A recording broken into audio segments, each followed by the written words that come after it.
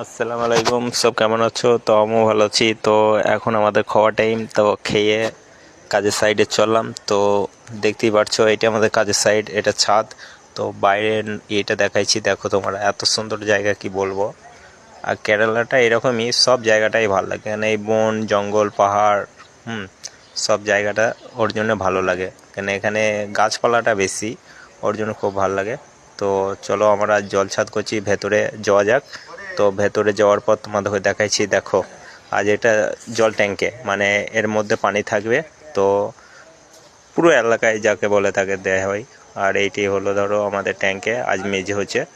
তো জলছাদ আমাদের কোনো মিস্ত্রি আসেনি খাওয়ার পর, তো আমি এগো এসেছি।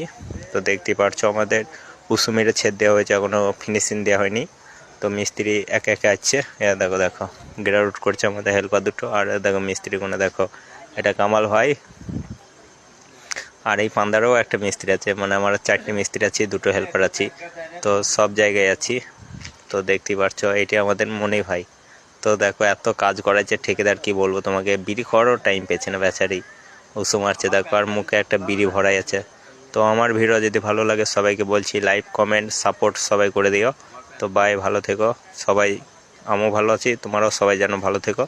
আর সব নিজে নিজে খেয়াল রাখবে, কেন বাইরে তো সবাই কাজে এসেছি। তো ভালো থেকো।